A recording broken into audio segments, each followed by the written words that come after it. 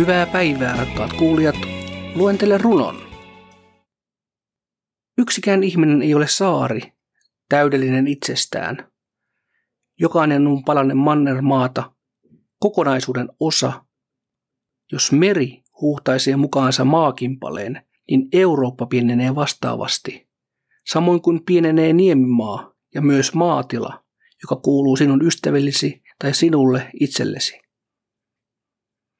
Jokaisen ihmisen kuolema vähentää minua, sillä minä sisällyn ihmiskuntaan.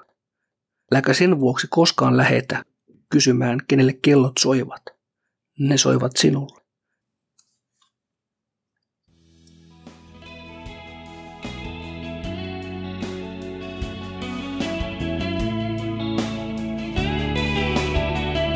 Kiitoksia tästä. Kiitoksia, että kuuntelitte.